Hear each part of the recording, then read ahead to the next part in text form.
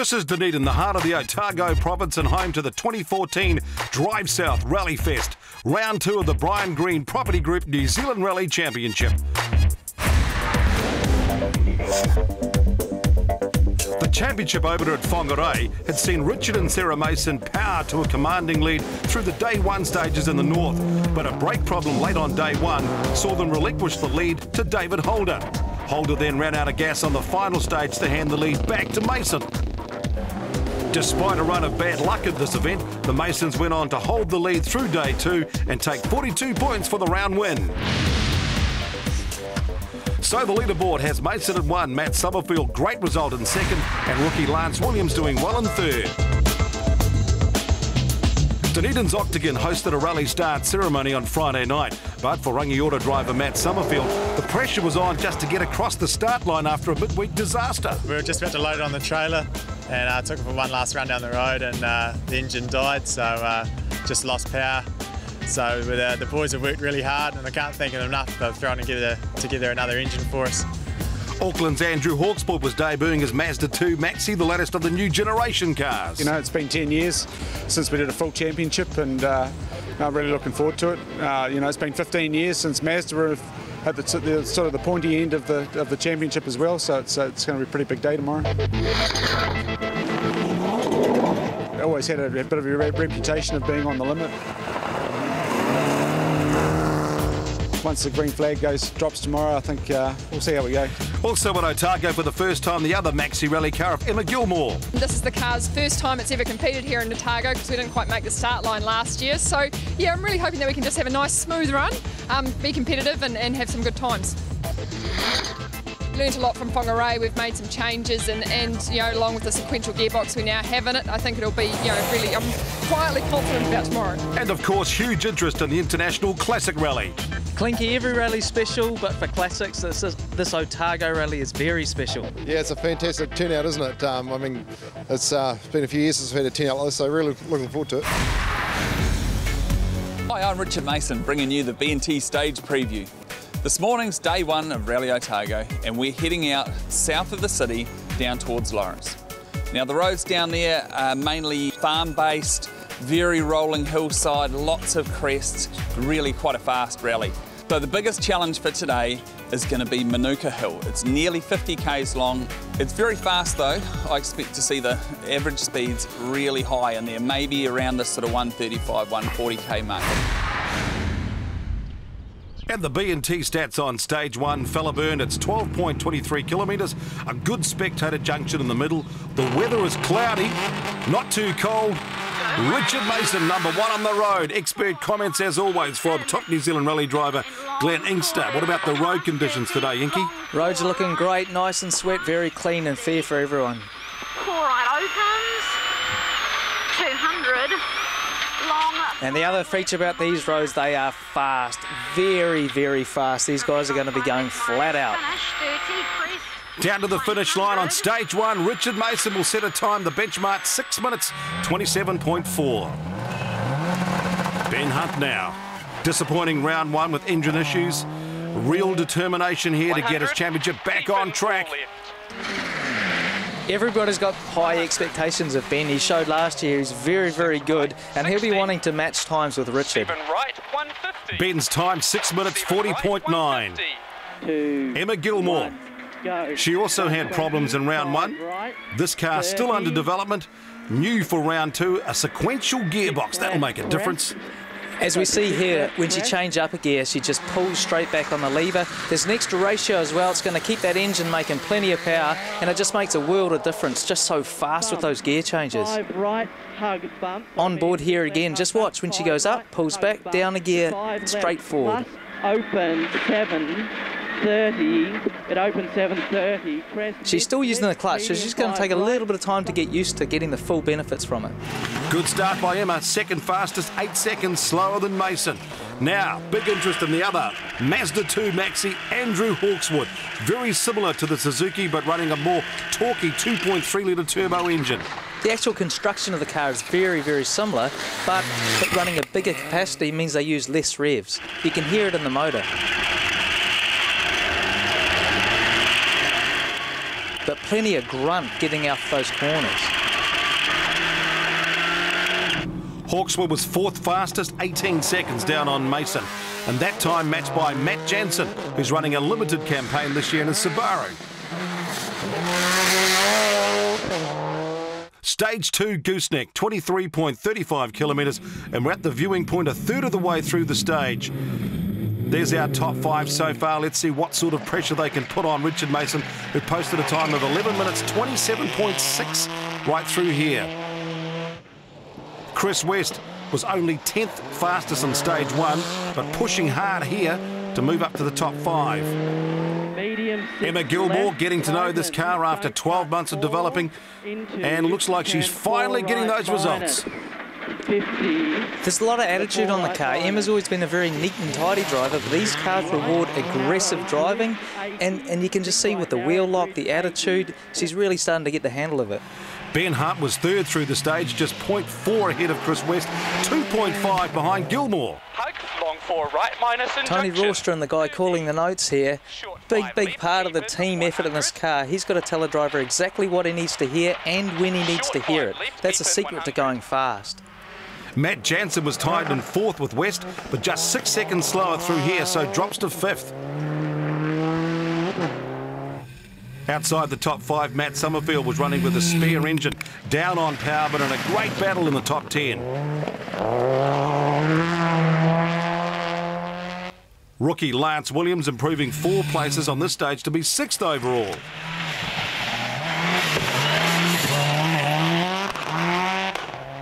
David Holder was 7th on stage 1, held that position into stage 2. This rally all about learning for David Holder and his new co-driver Ben Hawkins. Similar situation too for Phil Campbell. These young drivers need seat time just to get used to the pace of the top cars and these roads. And these cars are going fast. Phil's in a four-wheel drive car for the first time. He's just going to take a little bit of time to get used to these notes, and as you can see here, just taking a little bit of care over this crest because he doesn't know how far it's going to go. Phil was 8th after 2 stages, also having problems. Andrew Hawkswood losing boost in the Mazda, dropping to 10th overall. Very early on into this 50-kilometre stage 3. That's the longest stage in the NZRC. Every driver's going to want to make a break, and every driver is wanting to set a good time through here. Pace notes, critical. We're looking at a crest behind me. What does the driver do over that crest? That's all about what he's got in the pace notes. Pace notes is a special language between driver and co-driver. Full crest, 250. 6 right plus over crest. 120, absolute crest 30, 6 right opens and junction. Every combination might have a slightly different way of having their notes, but the 2 key factors, don't go off the road and don't crash.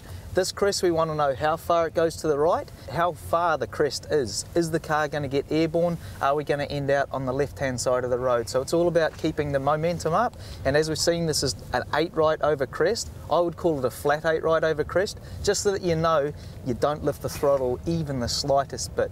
Now we're coming into another 7-6 left over another small crest, very typical of Otago roads, lots of rolling crests, got to get these pace notes right, and that would be flat as well.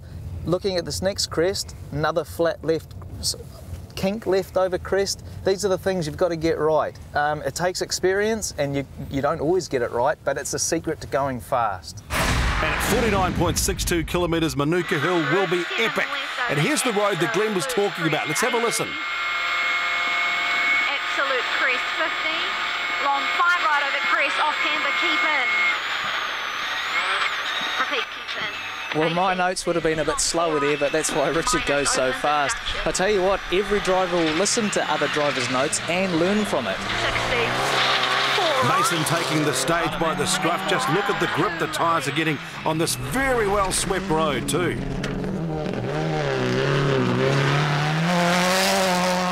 Emma+Gilmour, the next of our top runners, and the other maxi car. This is the midpoint of the stage where the road crosses in open tussock country.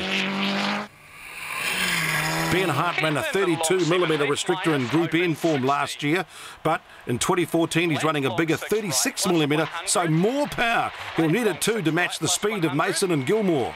Flat long 7 left, 150.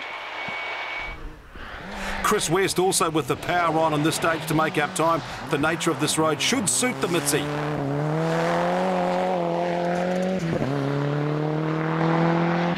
So can Richard Mason hold the lead? There's certainly no disadvantage being number one on the road here. No, there's not, and it's great to see the fastest seed first on the road. It just seems right. 23 minutes 30.8, that's the time to beat so far. Next up, let's check out on the road, on the rally with Emma+Gilmour. It's great to see down on the right her left foot using the brake pedal. It's go-kart style. She got two. Well, she's been aggressive. But left foot braking's a style that rally drivers use all the time because you just have to modulate throttle brakes so many different times through a stage. Down to the line, Emma+Gilmour, her time. And it's going to be slightly slower than Mason, 24.221. The car lacking the high-end power of the Subaru.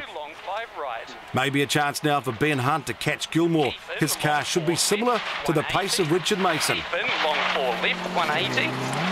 Probably not quite as developed as Mason's car, but they're still making improvements every rally. Coming down to the finish. Time very, very similar to Emma+Gilmour, 24.19.4. He retains third. Chris West looking to move up here, but a tyre pressure problem, putting him under pressure, the former champ. Tyre pressure is critical with getting the performance out of these tyres. They had a small problem with the valve. It's let too much air out, and he's known that the whole stage and had to drive accordingly. It's a big problem. Small problem causes big consequences. Down to the finish though, not a bad time, 24.13.2, second fastest on the stage. Matt Jansen now down on pace though with a 24.50. First rally of the season for him, so maybe a lack of seat time. Matt Summerfield had started well, but a broken gear lever late in the stage saw him lose over 2 minutes and drop to 14th. David Holder coping well with the speed on the stage, moving up into the top 5. Last year's car was a small Fiesta, didn't have much power at all, big corner speed, but it's all about a lot faster down the straight, so modifying notes, making the right notes, it's just going to take some time to gel, especially on these roads. Andrew Hawkswood returning to his flamboyant driving style on the way to 8th overall. Everybody loves watching Andrew Hawkswood, and in this new car it's so spectacular. Rewards aggressive. I don't know if anyone's ever been as aggressive as Andrew Hawkswood. But disaster for Phil Campbell. He lost brake fluid, had to stop to top up and lost 5 minutes.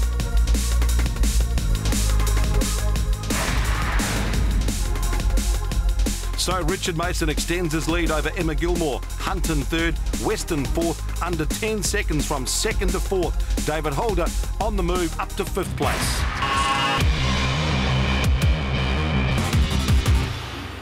Marcus van Klink leads the way on the New Zealand Championship Classics, but of course he was battling 3 World Rally stars at the International Classic field. Overall, he was lying 4th in the international rankings, but ahead of former World Rally champion Didier Auriol in the BDA Escort.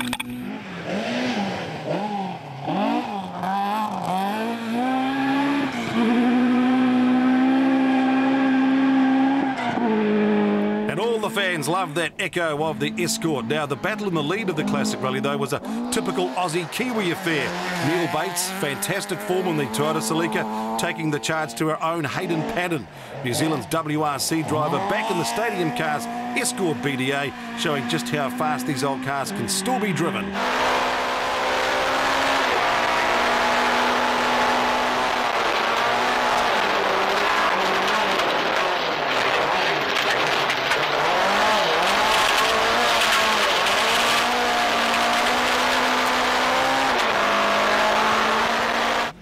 Plenty of action though with this quality New Zealand rally field. Jeff Judd 10th, leading the Day 1 division of the rally. Southland's Reece Gardner just 10 seconds behind in 11th. Darren Galbraith a few seconds back in 12th, also challenging the one-day division. But Richard Baddock slowed with a faulty ignition coil, which cost him on the long stage. Graham Featherston took a wrong turn early in the day, but by stage 3 had moved back up to 15th. How would you feel? And in front of the spectators.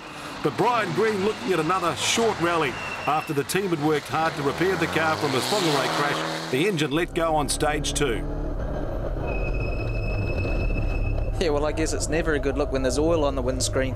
I don't know if I can ever remember Brian Green having 2 DNFs in a row, so it hasn't been the super start, but he'll be back for the next one. So results from 9 to 16. Van Klink doing well to head many of the modern cars. Jeff Judd heads the Class 5 one-day rally from Darren Galbraith. Max Bailey heading the New Zealand two-wheel drive class in 16th. This is the historical town of Lawrence, home to Rally Otago Day 1. Quiet and peaceful now to this. Lawrence is abuzz to the sound, smell and sight of rally cars. Richard, we can see by the stage times that you're having a good run through these stages. Yeah, look, it's an interesting morning. The roads are very, very swept and I've expected to have high tyre wear. The first stage I actually lifted off a little bit because I thought, oh, it's really swept, we might get tyre wear like we did at Whangarei. But in actual fact, we've done all 3 stages, 80 odd Ks, very little tyre wear. They can actually get another use, which is unusual.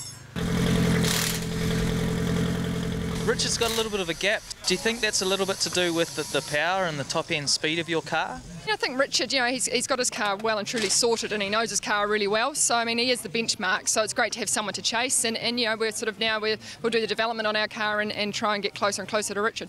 Car's got so much still more potential. We're really just at the start of its development. So it's nice just to have that consistency in what the car's doing, so we can now work on the handling and improving that. A good morning for Ben Hunt in third, but not without a scare. Now, there's a lot of stage kilometres in this first group of stages. You didn't have any problems with fuel this time? No problems with fuel this time, which is good, but we had the main ignition feed cut out and stopped the engine, so we had to pull over and start that, which is a bit of a shame, especially in that high speed stuff. So yeah, hopefully we're going to hotwire that now, and hopefully I don't have any more dramas. Phil, some big time loss on that long stage. Yeah, I think we might have got passed by about 3 cars, which is not really what we wanted. We had a little issue with the brakes, and looks like a hose gun in the bottom of the calipers come loose, and it was just pumping all the fluid out. And we eventually had no fluid, so we stopped in the stage and topped it up. But yeah, still for the rest of the stage, every time I touched the brakes, they went right to the floor, and there was a little bit of stopping happening, but it was pumping fluid out at the same time. So this is the caliper that's come off Phil Campbell's Evo. A rock's knocked this bolt loose. Instead of pressure pumping this piston in and having the brakes work, he's lost all the fluid out here. No brakes, fast stages, not a good thing to happen. Stage 4 next, Kean Road, 23.5 kilometres, followed by Reserve Road at 16.6 k's. Richard Mason was again fastest through the stage, but this time he was closely challenged.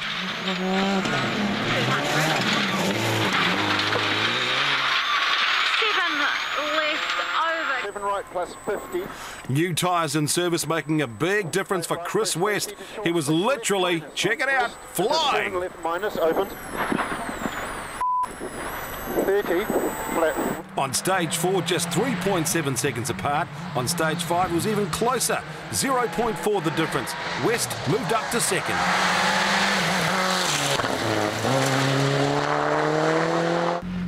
There's been a lot of rain up until this rally. How are the roads holding in there? Look, the roads are really good actually. They're quite hard based at the moment. The tyre wear is the one thing that's been surprising me, how little of it. But okay, we're happy. Westy, on a bit of a charge, you moved into second before this stage. How did this one go? Yeah, I mean, it was good. We just probably took a gamble with the softer tyre, and like I said this morning, just ironed out. There's 2 or 3 little things that really played the price on this morning. So hopefully we can move forward from here. And with Westy lifting his game, Emma+Gilmour lost 10 seconds on each stage, which dropped her back to third. She's keeping the consistency going. Her dropping back to third is all about Westy finding that speed and going very well. Emma's still going good. 6 minus into long Ben right. Hart still plagued with the engine cutting out despite the efforts in service to repair it. He would lose time on each stage, eventually dropping to 13th. Keep in, long 6 right, 250. These new Subarus have an electronic throttle, no throttle cable. It's great when it works, but it's very frustrating when it doesn't. 100. And also enjoying a real roller coaster ride, David Holder, getting used to these blind brows and gaining a bit of confidence as well. He's really starting to pick up the pace. That's big commitment stuff.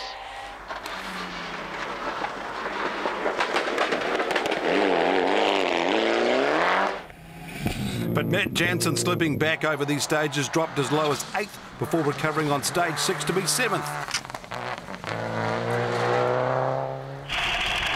No lack of confidence in the Mazda 2 with the Maxi Man. Hawkswood back up to 6th, although the car's still low on turbo boost.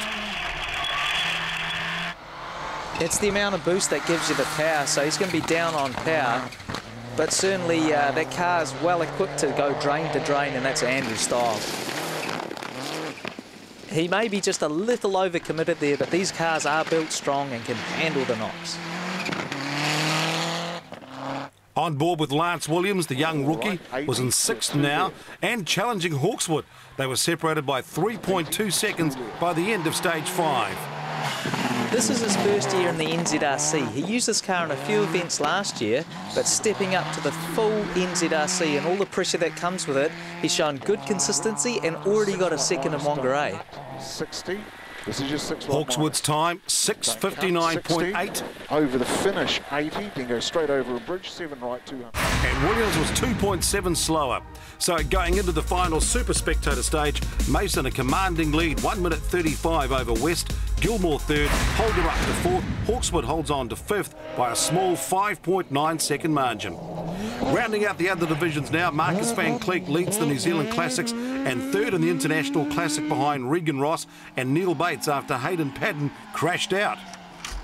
Ron Davies 2nd in the New Zealand class, unable to match the speed of the RX-7 on these stages, but he was under pressure from the Mazda RX-3 of Andy Martin, who was just 23 seconds behind after 6 stages. In the Gold Scholarship group, Matt Summerfield didn't have the pace of David Holder, but he'd made up some lost time from the morning to be 9th. Richard Baddock also improving over the afternoon to take 10th position, 14 seconds behind Summerfield. Darren Galbraith took the Class 5 one-day lead when Jeff Judd copped a 1 minute 20 penalty at the start of stage 4. Not that Judd wasn't trying his hardest to catch up and catch that time back. Graham Featherston had been nursing a patched-up engine all morning, so hanging on in here in 14th and hoping the car would just last the rally. Phil Campbell's had a lot of time to make up after the problems on stage 3. He lacks time in the car to get that speed, but the stage times kept improving throughout the afternoon, eventually finishing in 15th place. Very frustrating to have the brake problem, but still experience to be had and also good stage times to go after. Engine damage forced Reece Gardner to retire out of 13th place. And the screaming Dave Strong not having the power to compete on this day, but a new V6 engine is on its way to boost his chances when he returns at Wairarapa. David Thexton running under the guidance of Possum Board Motorsport this weekend. It can be a big help to have people with that much experience guiding your rally, just to leave David ready to concentrate on his driving, get the notes right and do a good job out on the roads, leave the other guys to sort the other things.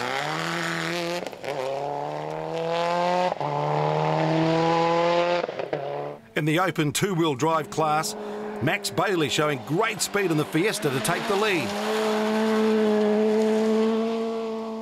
Brent Taylor getting to grips with the rear-wheel drive FT86. Great sounding car though.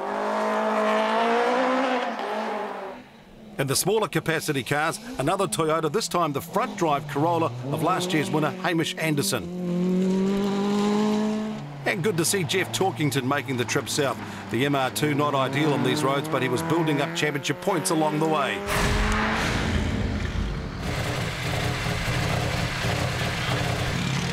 Richard, you're complaining of the front brakes going away a little bit in those last stages? Yeah, look, I just pulled a couple of pads out, and as you can see, they're a little bit glazed on the surface. And what it is it's quite fast down here, and we're heavily pushing on the brake coming into corners. And what's happening is the pad surface is overheating. So what we're going to do, because there's good grip, is that we're going to put a more aggressive pad in the front of the car, and the intention is so that we don't have to push the pedal so hard to actually get it to stop it. We shouldn't get the glazing effect that goes on with it. For a first run of the car, it's going pretty good. Yeah, it's not bad. We're still struggling a little bit with the boost problem we've got. You know, as I said earlier, we thought it was the engine temperature that was causing it, but it's still doing the same thing. So, you know, it's just not making any power. But you know, I'm trying my hardest. But yeah, we're still here. It's all good. Will you be able to do something with that about that tonight? Yeah, we've got to throw another turbo at it tonight and try another couple of items tonight and see how we get on. You're well and truly in second place now. The tarmac to come, what changes will you do to the car? I guess to a certain point we're limited with, we could really carry it away and change spring rates and stuff, but no, we'll just wind in as much low speed as we can on the shock that it'll take and run a tarmac Pirelli tyre and go and have some fun, mate. And fun is the idea on the closed streets of Dunedin. Don't try this in your road car. For the record, Richard Mason was fastest, a new record time of 1:27.6. Andrew Hawkswood chose style over speed, ran on gravel tyres and lost, but had fun.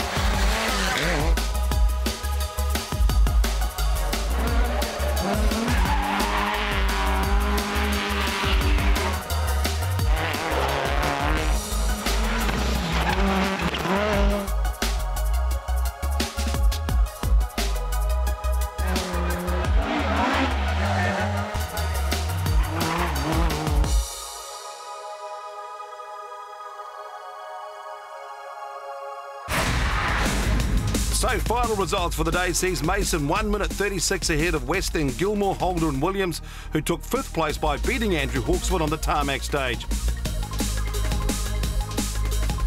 Van Klink takes the New Zealand Classic. And in the one-day rally, first celebrations, Darren Galbraith, the winner over Jeff Judd. Well, you got to get here first, and you certainly did that.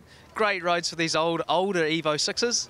Yeah, the roads were grouse today, eh? They were real good, so yeah, we're a bit rusty at the start, but getting to grips with the notes later on, it was good.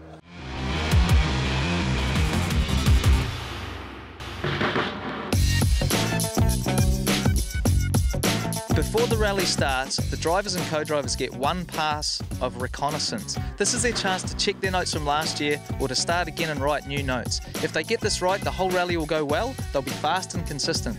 If they don't get it right, at best they'll be slow, at worst they'll be off the road. So a good job in reconnaissance makes for a good rally. With Ben Atkinson, one of the more experienced co-drivers around, can you just explain to us what you're doing today and even maybe a little bit of what your notes mean? Alright, today we're doing the reconnaissance for the rally and we've got a day and a half of that before the event. Gives us a chance to go over the roads, to have a look and write a set of pace notes. So the organisers give us a road book, which is this one on my left here. It basically gives us junction, T-junction, things like that, working off a cumulative distance. The driver will tell the co-driver what they want down as the notes. So that's the second book that I've got here, where I've actually started writing down. Now we use a number system of 1 to 8 for Emma, but every driver has their own system. Lefts and rights, crests, bumps, whether to cut, whether to don't cut, if there's a dangerous corner. So we put all of that into the notes. Every co-driver develops their own shorthand over time. So as you're going along at 50 to 60k an hour, you've got to be able to write this stuff down fairly quickly. 7 right, crest opens 100. Quite a bit of work goes into this, and if you don't get this right, you're either not going to be fast, or if you commit to too much, you'll end up rolling it into a ball. So, really important part on the rally. It's the homework for the rally so you can go fast. Coming up, action on day 2. Can Mason make it 2 from 2? And it's a stunning Sunday morning too, as the drivers arrive at Parc Ferme to collect their cars. Day 2 will be held on traditional Rally Otago roads, and here's Richard Mason with the B&T Stages preview. Hi, I'm Richard Mason and welcome to Day 2 Rally Otago with the B&T Stage preview. Well, today is a totally different day to what we had yesterday. We moved from the fast-flowing stages out towards Lawrence, closer to Dunedin, into the forest, where it's going to be a totally different game. Stage 8, Tyree Beach. First up, 16.7 Ks. Very popular spectator junction. New start order though, based on the day 1 results, and Richard Mason still first on the road. Whoa, that sunstrike, that's not nice to drive into that sort of stuff at these speeds. Repeat, Tyson. No, +4. Sorry, I thought you said 6. Repeat, Tyson. I thought you said 6. It's all right. Now, sit down at 4 left minus. Repeat long, 4 left minus. So a lucky escape for Mason there, maybe just not quite concentrating on the first stage of the morning. Chris West next on the road. He'll be keen to take the day to Richard Mason. These roads are very well known to the top drivers too. They've done these roads in both directions in past Otago rallies, so they will know the roads. West is going to be keen to... Oh, he's got sunstrike there as well.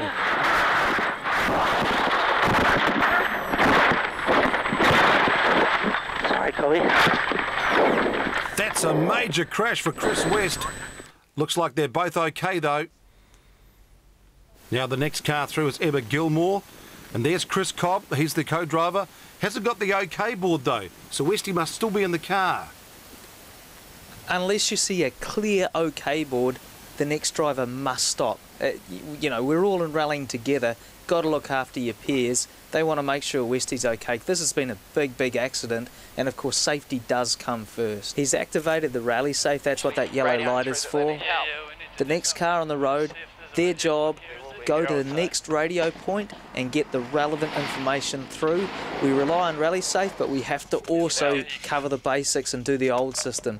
Nothing matters about stage times now, it's all about making sure people are okay. Slow down, slow down, slow down, slow down. Of course the stage is still open and Lance Williams next through. That's an OK sign that Ben Atkinson is showing, so Williams continuing. Looks like Westy is out of the car too. Very long 5 left, Titans late, just slow down. Very easy to be distracted after seeing something like that, and you're still going fast. 4 left plus. Oh, mate, gas, gas, gas, gas. Okay, that was a 4 left plus, not really. Now the stage was stopped and the results cancelled. And looking back at the car, back in the workshop, man, it was a massive impact. As you can see by the pictures, massive damage, and it's not only to the bodywork, it's to suspension, the drive line, even the engine block is damaged. On this occasion, we certainly won't be making it to Canterbury. Next up, it's the Vins Power Stage, the iconic Kuri Bush. Mason first up, and he'll be eyeing the record Glen. This is a very spectacular stage. Richard will always want to go fast, always trying to break that record, but tyre temperature is going to be a problem. There's been a bit of a pause before the stage has started. Plus opens, and crest left to right, 5 right minus 50, finish 30. Long 5 left. Time for Mason, 7 minutes 36.3. Look, road conditions fantastic. You know, there's quite a line on the road, a little bit like yesterday, where you have to sort of stick to the hard line to get the grip. So, you know, if you cut across and make a wider line, it's not necessarily faster. So he was just outside the record. Next up, emma+gilmour.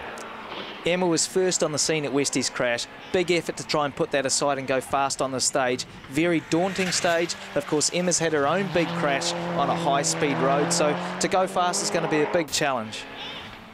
So down to the finish now. It's all about the mind games on the swept gravel, and her time is 7:44.7, so 8.4 seconds slower. Next up and over the hill, it's David Holder. Can he get past emma+gilmour? Long 5 right, nips off, small crest, 150. I don't think anyone's going to have Richard's pace today. This road, it's almost like a rally sprint, but you only get one pass a year to refine your notes and go faster. David will make it better for next time, but he's not going to match Richard. Not today, 27 seconds down on Mason's pace. Lance Williams not on the pace of Mason, 52 seconds slower, but look at this fantastic road. Middle over crest, 10 to a 6 left. Andrew Hawkswood next, and looks like he's hit something. That wouldn't be Andrew with a bit of a bumper missing. I don't actually think he hit anything, or he hasn't looked like he has, but I think he just uses all the road. Whoa, he and just a bit about more. tried to hit something then. Called the bank. Hawkswood 31 seconds down. Matt Jansen having a crack. Third fastest at this point. But next up, Matt Summerfield with a 7 minutes 52.5, so he moves up into third. Points awarded for the first 5 places, remember.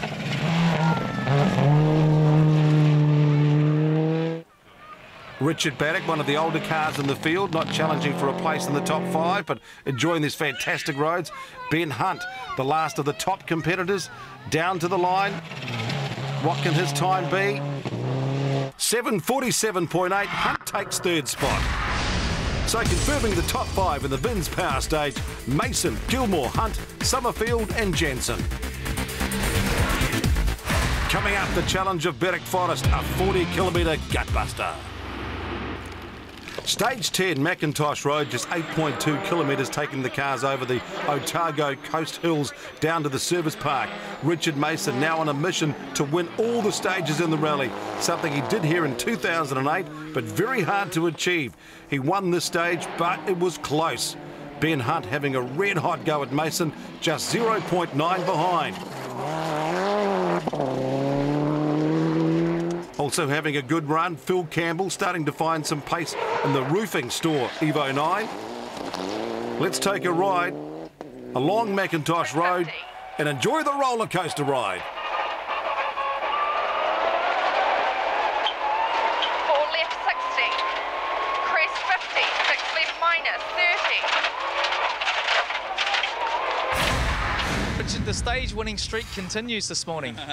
Yeah, it's been a good morning for us stage times, with our stage times. There's only a small margin today so far, but we'll just try and manage that over the course of the day. We don't need a massive lead, we just need to, lead the day. The Curry bushes, you're always going to struggle to get anywhere near Hayden or Richard through there. They've done it a handful of times, and we're pretty stoked to be within the second decade of them. But yeah, and Little Macintosh was an awesome stage. I love that one.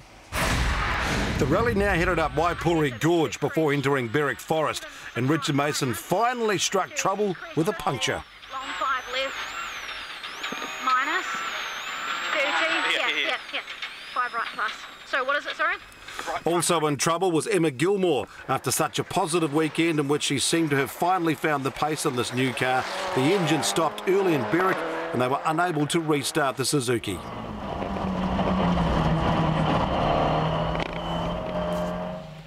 With Mason delayed and Gilmour stopped, Ben Hunt took over the lead for day 2, while Mason would drop down to 6th. Short 7 left. Ben's having a great day. What could have been if they didn't have their problems yesterday? Keep in, 6 left, over finish, 120. Long 5 left minus. Long 5 left minus. Matt Summerfield must love this Forest. He moved up 3 places here, now 2nd for day 2, although 1 minute 50 behind Hunt. And David Holder also making gains here, moving up 4 spots to take 3rd position. And what a challenge for the drivers. Narrow, tight, twisty, slippery forestry roads. Lots of little places to get caught out. It's a big challenge and often a game changer. And from the wild rides of the roller coasters of the Otago Rally, an interesting encounter for Lance Williams in the Forest with a bit of wildlife. And 5 left. Whoa, hey. Whoa, get out of the way, Freddie. Come on, Rudolph, get off. Now this is a double caution, narrow 3 right. Richard, after everyone had a relatively trouble-free run yesterday, today's all about drama.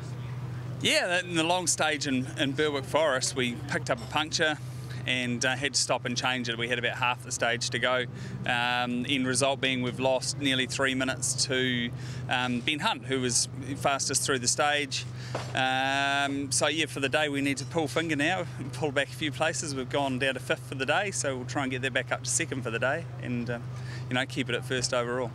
From the frustrations of yesterday to elation today, it's going pretty good. You're leading the day standings. Yeah, no, it's awesome.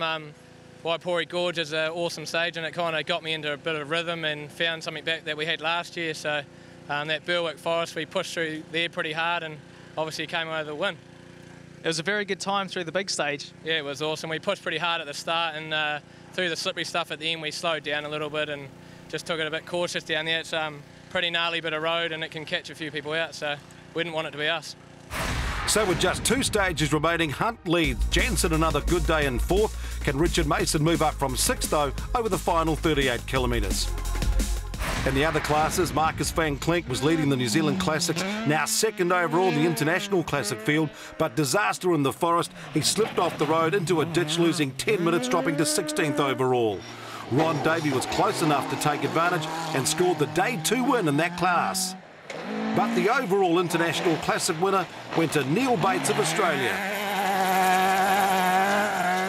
Dave Strong took 10th position, this car returning to Auckland for a long-awaited engine transplant. Max Bailey took 2-wheel drive honours and 11th place.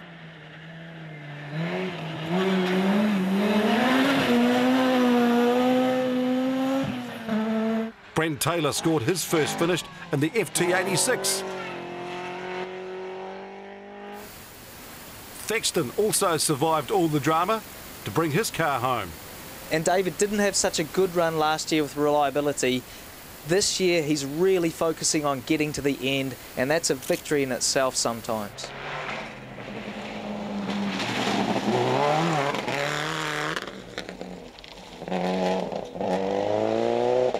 So it's been a real battle of attrition in the two-wheel drive class.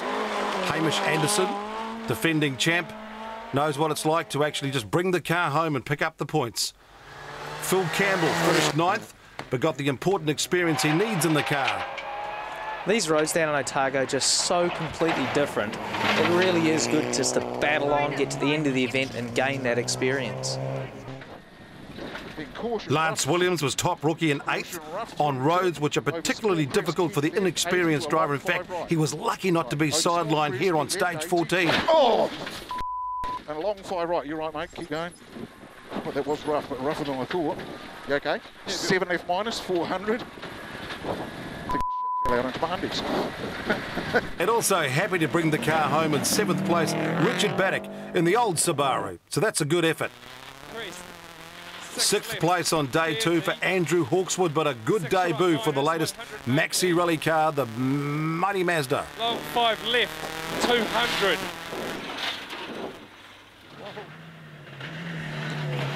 David Holder 5th for day 2, also 2nd in the 2-day rally, so a strong result after a disappointing opening round. 4th for Matt Jansen. And 3rd for Matt Summerfield. Amazing considering his team had replaced an engine on the Friday. Right opens 50. The day 2 win for Ben Hunt shows that he definitely has the pace to be at the forefront of the New Zealand Rally Championship. But problems at round 1 and then again on day 1 of this rally means that he has an uphill battle to be in with a title chance at the end of the season. 5 left into cut 2 right.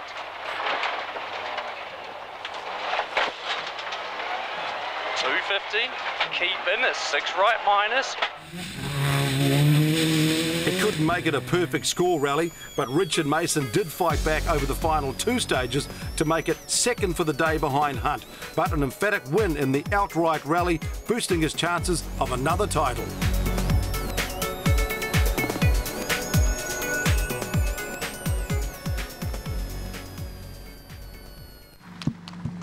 Well done, Richard. Fantastic effort. It looked like plain sailing, but that long stage took its toll. Yeah, look, our B&T Subaru's been running really well all weekend. For some reason, we picked up a puncture. Can't understand how that happened. We were driving pretty carefully, but hey, these things do happen. And, you know, it's great to still get the time back, 1st overall. Confirming Ben Hunt, the day 2 winner over Mason, Summerfield, Jansen, Holder and Hawkswood. Dunedin's iconic railway station hosted the finish of the International Otago Rally. A chance for the drivers to just take a breath, relax, bit of relief and get set to celebrate a fantastic event. So the overall result going to Richard Mason, David Holder in 2nd, Matt Jansen 3rd in his return to the championship. So let's see how the points stack up now. Mason leads with 84, Matt Summerfield 2nd with 39, Williams 3rd 31, Holder 4th with 21.